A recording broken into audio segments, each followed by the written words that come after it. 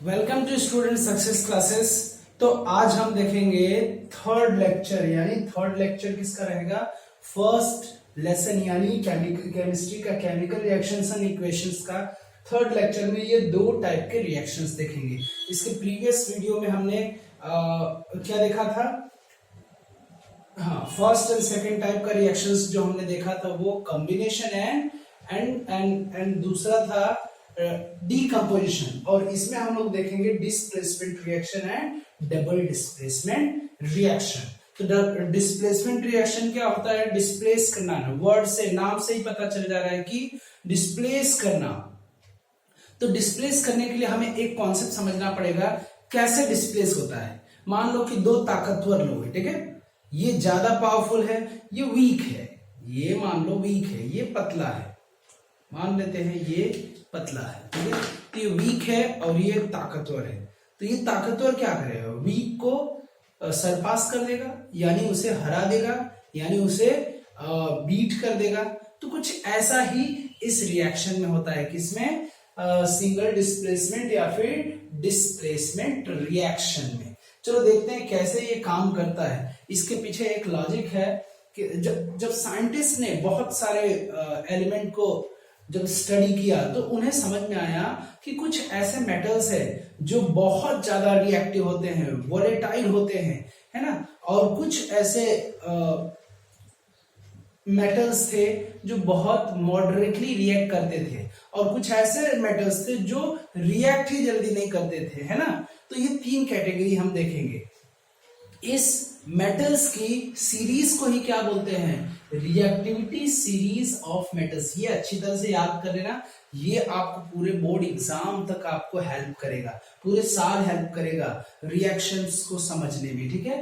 तो ये किसका लिस्ट है? ये सीरीज किसका है? ये मेटल्स का सीरीज है। चलो देखते हैं मेटल्स का सीरीज में सबसे टॉप पे कौन है?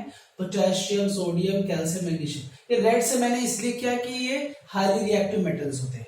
कैसे रिएक्टिव मेटल्स होते हैं? Highly reactive. फिर यहां से मॉडरेटली रिएक्टिव मेटल्स होते हैं, एल्यूमिनियम से लेके कॉपर तक। Aluminium, carbon, zinc, iron, tin, lead and hydrogen and copper. ये एल्यूमिनियम से लेके कॉपर तक ये मॉडरेटली रिएक्टिव मेटल होते हैं, ठीक है? और जो नीचे दिख रहा है सिल्वर, गोल्ड और प्लेटिनम, ये नॉन रिएक्टिव मेटल्स होते हैं। इन्हें हम दूसरा भी नाम देते हैं, नोबल मेटल भी कहते हैं। क्या क्या कहते हैं? इन मेटल्स को नोबल मेटल भी कहते हैं।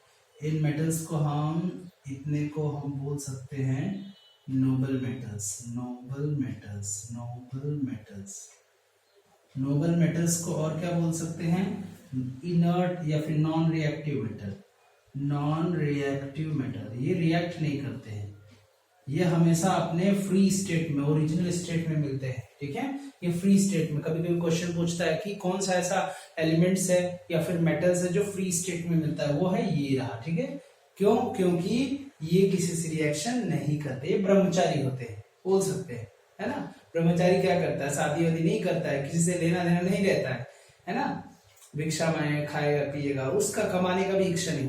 ये कुछ ऐसे ही है, ये किसी से लेना देना नहीं होता। ये सिल्वर, गोल्ड एंड प्लेटिनम। चलो ये जो सीरीज है आपको याद कर लेना। इसमें दो ध्यान देना, ये नॉन मेटल है, ये भी नॉन मेटल है। हालांकि ये नॉन मेटल होते हुए भी मेटल की प्रॉपर्टीज दिखाते हैं, इसीलिए इसको रिएक्टिविटी सीरीज में रख दिया गया है, ठीक है? हालांकि ये पूरा सीरीज जो है वो मेटल्स के हैं, लेकिन इसमें दो ऐसे हैं जो नॉन मेटल है। कार्बन एक नॉन मेटल होते हुए भी मेटल की प्रॉपर्टी रखता है, कंडक्शन करता है, इलेक्ट्रिसिटी उसमें कंडक्ट होती है ना? और हाइड्रोजन भी। तो ये पूरा का पूरा आपको याद रखना है। ये highly reactive, moderately reactive and least reactive या फिर non reactive metals, noble metals. तो ये आपको याद करने से फायदा क्या होगा कि जो ज्यादा ऊपर होगा वो नीचे वाले को किक आउट कर देगा, मींस लात मार के भगा देगा उसके सॉल्ट से। चलो देखते हैं reaction, let us check it out, सब समझ में आएगा। चलो डिस्प्लेसमेंट रिएक्शन का पहले डेफिनेशन देख लेते हैं। इन डिस्प्लेसमेंट रिएक्शन केमिकल रिएक्शंस मोर इन डिस्प्लेसमेंट केमिकल रिएक्शन, इसमें क्या होता है? मोर रिएक्टिव मेटल, मैंने बोला था ना ये ताकतवर है, ये वीक है, मान लेते हैं ये वीक है, ये ताकतवर है। तो ये क्या करे? इसे पछाड़ देगा, इसे हरा देगा। कुछ ऐसे ही कॉन्सेप्ट इसमें लगाया जाता है। तो a more reactive metal displaces a less reactive metal from its salt, from its salt. ये रहा सॉल्ट, ये रहा सॉल्ट, सॉल्ट सॉल्ट, राइट। तो जो मेटल का जो सॉल्ट है उसमें से highly reactive metal, non sorry low reactive metal या लीस्ट रिएक्टिव मेटल या फिर लो रिएक्टिव मेटल्स को डिस्प्लेस करने में कामयाब होता है। चलो देखते हैं कैसे। ये कुछ ऐसे काम करता है, ए बी है ना, ए कोई कंपाउंड है और सी भी कोई कंपाउंड है। ए भी कोई कंपाउंड है और सी मेटल है, कंपाउंड नहीं मेटल, सॉरी ये मेटल है, highly reactive metal, highly reactive metal, highly reactive metal, ठीक है, ये हाईली रिएक्टिव मेटल। और ये जो सॉल्ट दिख रहा है, ठीक है, इसके अंदर ये लो रिएक्टिव मेटल है। ये क्या है? लो रिएक्टिव मेटल, लो रिएक्टिव मेटल, लो रिएक्टिव मेटल, ठीक है, लो रिएक्टिव मेटल्स है, ठीक है। ए जो इसमें है लो रिएक्टिव मेटल और सी हाईली रिएक्टिव मेटल। तो हाईली रिएक्टिव मेटल क्या करेगा? ताकतवर है, हाईली रिएक्टिव मेटल ऊपर आता है, मींस रिएक्टिविटी सीरीज में ऊपर होगा, और लो रिएक्टिव मेटल हमेशा उसके नीचे होगा। तो ऊपर तो डेफिनेटली वो ज्यादा पावरफुल होगा, मोर रिएक्टिव होगा। तो ये मोर रिएक्टिव होने की वजह से ए को डिस्प्लेस करते हैं, यहां से किक आउट कर देता है, लात मार के निकाल देता है, बाहर कर देता है, ठीक है, किक आउट कर दिया। तो ये अपने यहाँ पे सेट हो जाएगा, तो ये हो जाएगा Cb प्लस, और ये ए को बाहर का रास्ता दिखा देगा, है ना, राइट। तो ये बाहर मेटल बाहर की तरफ डिस्प्लेस हो जाएगा, ठीक है। चलो कुछ और एग्जांपल्स देखते हैं तो समझ आएगा। ये सॉल्ट है, एक्वस सॉल्यूशन, क्या है? एक्वस सॉल्यूशन, ये एक्वस सॉल्यूशन है। और ये जिंक क्या है? सॉलिड होता है, मेटल है ना जिंक। अब इसमें देखेंगे कॉपर सल्फेट में मेटल कहां पे है, और ये जिंक तो मेटल है ही। कॉपर सल्फेट में मेटल ये रहा, कॉपर रहा, और ये जिंक। अब हम देखेंगे कॉपर और जिंक में कौन ज्यादा पावरफुल है। कॉपर और जिंक, कॉपर हुआ ये और जिंक रहा ये। तो जो जितना ऊपर आएगा वो उतना हाईली रिएक्टिव होगा, यानी जिंक यहाँ पे कॉपर से मोर रिएक्टिव है। जिंक यहाँ पे कॉपर से मोर रिएक्टिव, क्यों? क्योंकि कॉपर से जिंक ऊपर आ रहा है रिएक्टिविटी सीरीज ऑफ मेटल्स में। तो ये क्या करेगा? मोर रिएक्टिव, तो डेफिनेटली इसको डिस्प्लेस कर देगा कॉपर को, और ये डिस्प्लेस करने के बाद क्या है यहाँ पे? जिंक यहाँ पे फिट हो जाएगा, तो जिंक सल्फेट, और ये कॉपर को डिस्प्लेस कर देगा। तो इसका नाम भी लिख लेते हैं क्योंकि नाम हमें पता होना चाहिए। तो ये हुआ कॉपर सल्फेट, कॉपर सल्फेट। इसका स्टेट भी लिखना है। स्टेट क्या है? एक्वस सॉल्यूशन है ना, एक्वस सॉल्यूशन मतलब लिक्विड सॉल्यूशन है, ठीक है। फिर ये सॉलिड है, ये मेटल अकेले इसलिए सॉलिड है, मेटल तो सॉलिड ही होते हैं। तो ये इससे रिएक्शन करेगा तो डिस्प्लेस करके जिंक सल्फेट बना देगा। क्या बना देगा? Zinc sulphate, sulphate. अब ये क्या हो गया? जिंक सल्फेट, ये भी एक्वस सॉल्यूशन हो गया, ठीक है। जिंक सल्फेट भी एक एक्वस सॉल्यूशन। अरे सॉलिड है, मेटल तो बाहर निकल गया ना, तो ये सॉलिड स्टेट में बाहर निकल चुका है। फिर दूसरा एग्जांपल है कॉपर सल्फेट। कॉपर सल्फेट ये एक सॉल्ट है, और ये आयरन, आयरन यानी लोहा, आयरन ये रहा, और किसके बीच? आयरन और आयरन ये रहा, और कौन? कॉपर। इसके अंदर मेटल कौन सा है? कॉपर मेटल है, सल्फेट तो नॉन मेटल है। तो ये आयरन और कॉपर, कॉपर किधर? ये रहा। तो अभी भी देखो, देख सकते हो कि आयरन कॉपर से ऊपर आ रहा है, इसका मतलब आयरन इसको डेफिनेटली डिस्प्लेस कर देगा, है ना। कॉपर सॉल्ट में से कॉपर जो मेटल है उसको डिस्प्लेस करके बाहर निकाल देगा।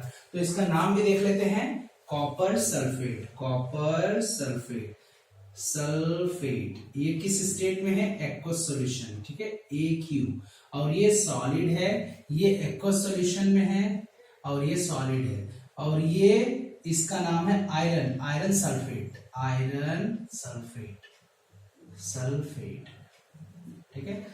और next copper oxide. Copper oxide जब हाइड्रोजन से रिएक्शन करता है, राइट, हाइड्रोजन गैस उससे फ्लो होती है, तो हाइड्रोजन और कॉपर, हाइड्रोजन और कॉपर में देखते हैं कौन ज्यादा रिएक्टिव है। तो हाइड्रोजन ये रहा यहाँ पे, और कॉपर उससे नीचे है, तो डेफिनेटली हाइड्रोजन कॉपर को डिस्प्लेस करने में कामयाब हो जाएगा, ठीक है। तो हाइड्रोजन कॉपर को यहाँ से डिस्प्लेस कर देता है, तो क्या बन जाता है? वाटर बना देता है, और कॉपर को डिस्प्लेस कर देता है, सॉलिड स्टेट में। और ये भी ये गैसेस स्टेट में जी, और ये कॉपर ऑक्साइड सॉलिड स्टेट में, ठीक है। तो ये copper oxide, copper oxide, copper oxide, फिर इसके बाद ये hydrogen gas, hydrogen gas, hydrogen gas, ठीक है ना। जब कॉपर ऑक्साइड से हाइड्रोजन गैस रिएक्शन करें तो हाइड्रोजन और कॉपर में ज्यादा रिएक्टिव हाइड्रोजन है। क्यों? क्योंकि कॉपर से ऊपर आता है, इसलिए ये इसको डिस्प्लेस करने में कामयाब है। तो हाइड्रोजन यहाँ पे फिट हो जाता है, वाटर बन गया और कॉपर यहाँ पे डिस्प्लेस हो चुका है, ठीक है। कॉपर कॉपर कॉपर, सब पे कॉपर ही आ रहा है। हाँ, आयरन ऑक्साइड और एल्यूमिनियम के बीच देखते हैं। आयरन ऑक्साइड और एल्यूमिनियम में, तो आयरन एक मेटल है और एल्यूमिनियम भी मेटल है। तो आयरन कहाँ है? ये रहा आयरन। और एल्यूमिनियम क्या है? ये रहा। तो इसका मतलब एल्यूमिनियम मोर रिएक्टिव मेटल है और आयरन को डिस्प्लेस कर सकता है क्योंकि ताकतवर है ना, मोर रिएक्टिव मेटल है आयरन से। तो ये इसका नाम भी लिख लेते हैं, आयरन, आयरन ऑक्साइड, ठीक है। तो यहाँ पे ये सॉलिड स्टेट में है और ये भी सॉलिड स्टेट में है, ठीक है। और ये भी सॉलिड स्टेट में है और ये भी सॉलिड स्टेट में, ठीक है ना। तो ये जब रिएक्शन करेगा एल्यूमिनियम के साथ आयरन ऑक्साइड, तो एल्यूमिनियम आयरन को डिस्प्लेस कर देगा।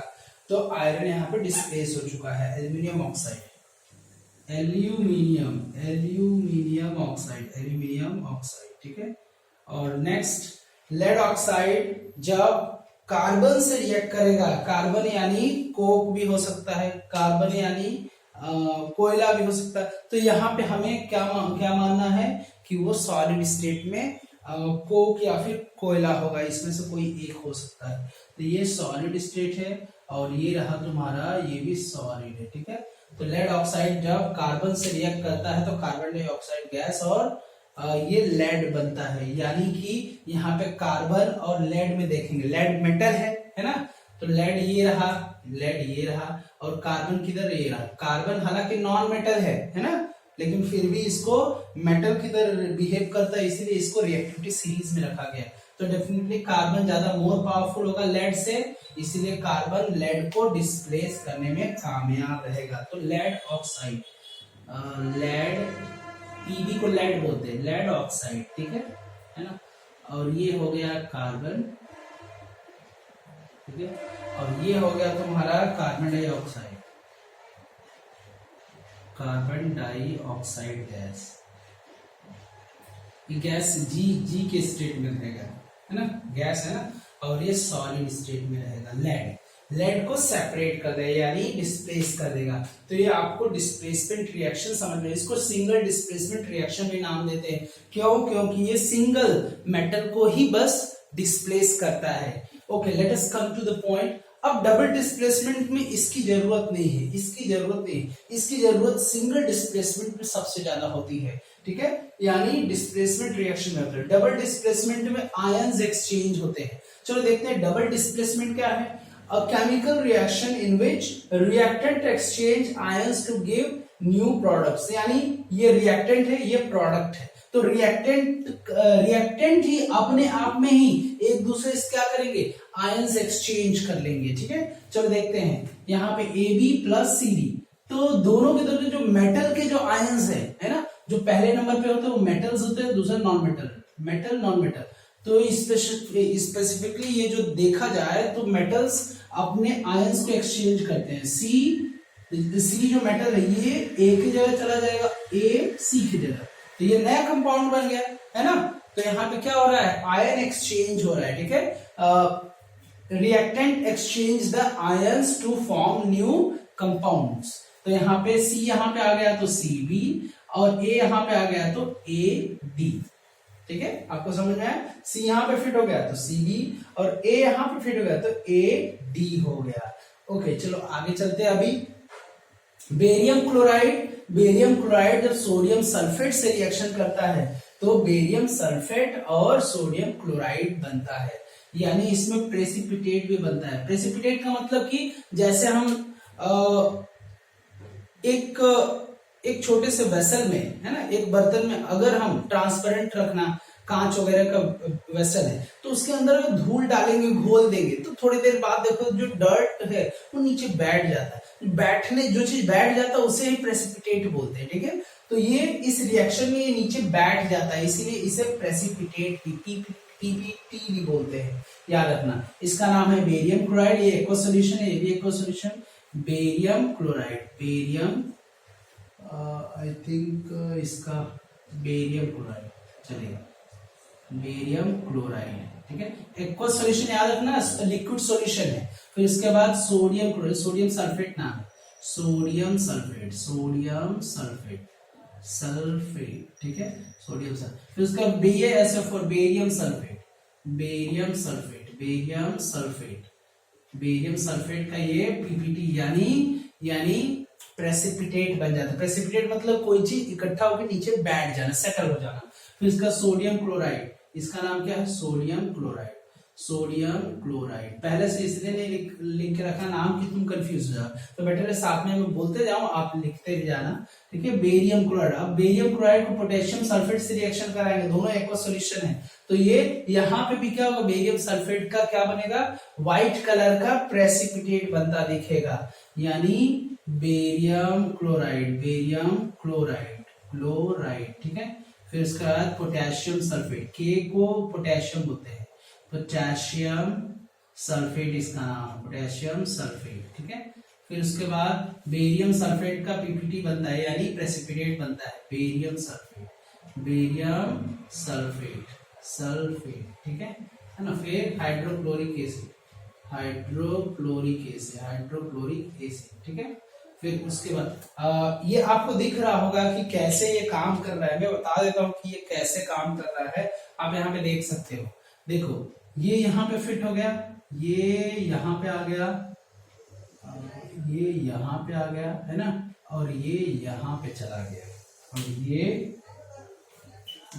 यहाँ से यहाँ पे चला गया, ये यहाँ पे। तो आप देख सकते हो कि Na यहाँ पे आ गया तो NaCl बन गया, और B यहाँ पे आ गया तो BaSO4 बन गया। तो यही कॉन्सेप्ट डबल डिस्प्लेसमेंट में आता है। डबल डिस्प्लेसमेंट कुछ नहीं है बल्कि डबल आयन एक्सचेंज हो जाते हैं, दो आयन अपने में जगह एक्सचेंज कर लेते हैं, ठीक है।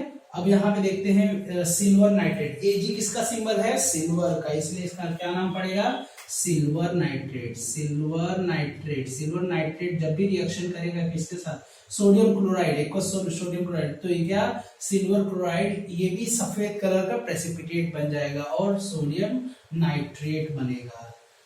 सोडियम क्लोराइड, सोडियम, Na किसका सिंबल है, सोडियम का, क्लोराइड, क्लोराइड। फिर उसके बाद silver nitrate, silver chloride, silver, Ag किसका सिंबल है, सिल्वर का, सिल्वर क्लोराइड, सिल्वर क्लोराइड। फिर sodium nitrate, sodium nitrate. Aqueous, aqueous solution याद है, ये सॉलिड स्टेट में, प्रेसिपिटेट हमेशा सॉलिड होता है भाई। हमने डर्ट को या फिर डस्ट को, धूल को हमने घोल दिया पानी में, थोड़ी देर बाद देख रहे हैं तो क्या होगा, जो सॉलिड फॉर्म में है, जो धूल है वो सॉलिड होता है तो नीचे बैठ जाता है, तो ये सॉलिड स्टेट में नीचे बैठ गया है, ठीक है।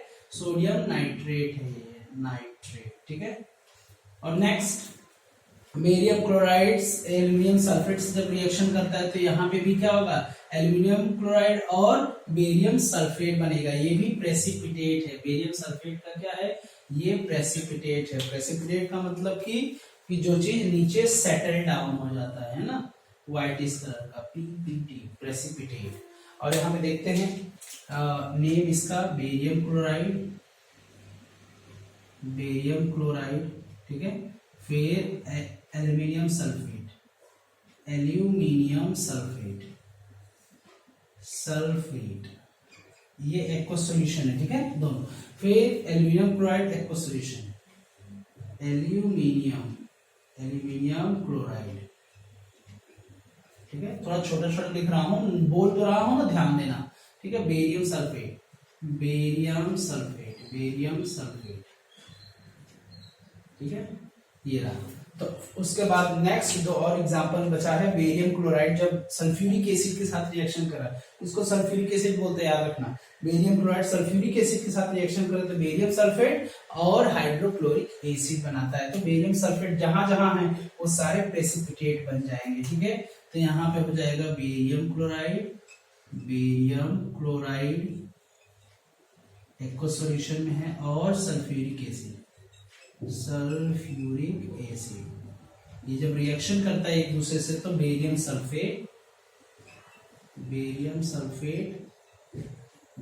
सल्फेट, और क्या बनता है, और हाइड्रोक्लोरिक एसिड बनता है, हाइड्रोक्लोरिक एसिड बनता है। ठीक है। बेरियम क्लोराइड जब किससे, सल्फ्यूरिक एसिड से रिएक्शन करेगा तो बेरियम सल्फेट और हाइड्रोजन क्लोराइड या फिर हाइड्रोक्लोरिक एसिड भी बोलते हैं इसको। अब यहाँ पे भी देख सकते, सब में एक ही पैटर्न है और कुछ है नहीं, एक ही पैटर्न है। अब देखते हैं, पोटेशियम यहाँ पे चला आया, अच्छा यहाँ पे एक गलती हो गया कि पोटेशियम है ना, पोटेशियम यहाँ पे आएगा तो ये H के जगह K बना लेगा, KCl, पोटेशियम क्लोराइड बनेगा। तो हाइड्रोक्लोरिक एसिड नहीं बनेगा, पोटेशियम क्लोराइड बनेगा, पोटेशियम क्लोराइड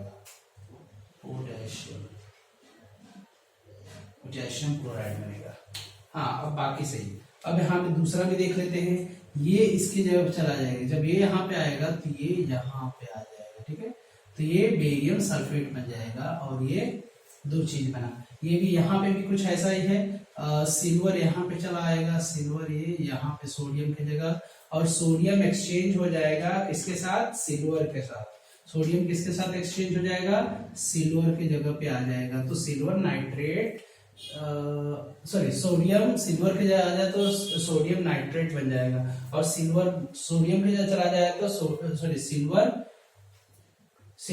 सोडियम की जगह चला जाए तो सिल्वर क्लोराइड बन जाएगा। नेक्स्ट, ऐसे ही तुम्हें सारे पैटर्न्स करके देख लेना है। तो एल्यूमिनियम जब बेरियम की जगह तो एल्यूमिनियम क्लोराइड हो जाएगा, और बेरियम जब एल्यूमिनियम की जगह जाएगा तो ये बन जाएगा आपका बेरियम सल्फेट बन जाएगा। ठीक है, फिर इसके बाद नेक्स्ट वही पैटर्न है, सेम पैटर्न। हाइड्रोजन जब बेरियम के पास जाएगा तो HCl बन जाएगा, और बेरियम जब हाइड्रोजन के पास जाएगा तो क्या बन जाएगा, BaSO4, बेरियम सल्फेट बन जाएगा, जो प्रेसिपिटेट का काम करता है। फिर नीचे दिया हुआ सोडियम क्लोराइड, क्या दिया है, सोडियम